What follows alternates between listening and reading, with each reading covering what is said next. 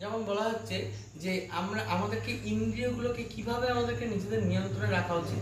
বলছে যেমন ঠিক কচ্ছপ বিপদে পড়লে, কচ্ছপ তার বড় গলা, মাথা, এই খোলের মধ্যে সে মাথাটাকে পর্যন্ত, গলাটা সে চাইলে প্রসারিত করতে পারে অনেকটা, কিন্তু যখনই দেখে তার বিপদ আসন্ন, চারটে পা সহ গলা মাথা সবটাকেই নিজের ঢোলের মধ্যে ঢুকিয়ে নেয়।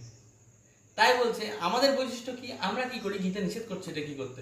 খুব সুন্দর একটা উদাহরণ, আমরা যদি জীবনে মানতে পারি গীতার জ্ঞান, তা আমাদের জীবনের প্রত্যক্ষ ফল দেয়। কিরকম বলছে, আমরা সাধারণত কি করি, মনটাকে মনটাকে মনটাকে নিজের নিয়ন্ত্রণে আনতে চেষ্টা করি না, আমরা ইন্দ্রিয়গুলোকে নিয়ন্ত্রণে আনতে চেষ্টা করি।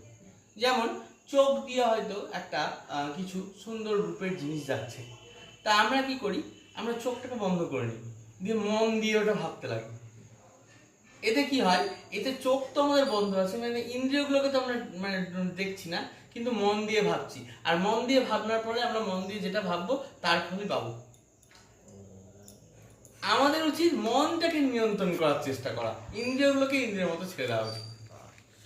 যেমন আমি রাস্তা দিয়ে দেখছি, ধরে নাও একটা মানে লোক বাথরুম করছে, তো আমার যদি মন আমার বসে থাকে, তাহলে আমি বলবো কি, ও লোকটার কোনো জ্ঞান নেই, এভাবে দাঁড়িয়ে বাথরুম করতে হয় না, এতে প্রস্তুতের সমস্যা হয়, আমার ওটা চোখেই পড়লো না, আমার মনে কোনো বিপরীত ভাবনা নেই।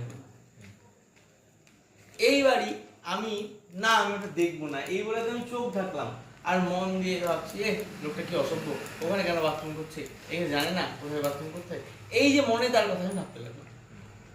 এটাই করতে গীতাজি আমাদেরকে নিষেধ করছে। তুমি মনটাকে তুমি নিজের ভেতরে ঢুকিয়ে নাও। এই কচ্ছপের ইন্দ্রিয়, যেমন ইন্দ্রিয়গুলোকে তুমি সংযত করো, কিন্তু তার আগে তুমি নিজের মনটাকে তোমার নিজের নিয়ন্ত্রণে আনতে চেষ্টা করো।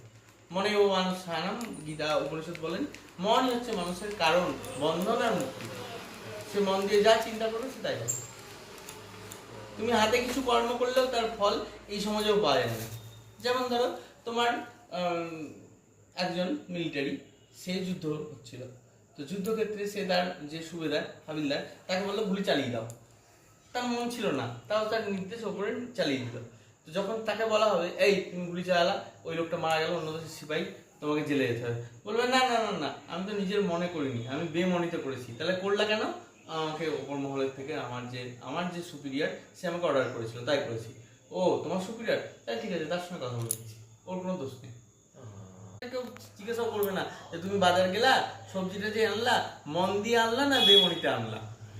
তুমি যদি মন ছাড়া এনে দাও তাতেও কোনো সমস্যা নাই, মায়ের রান্না ঠিক হয়ে যাবে।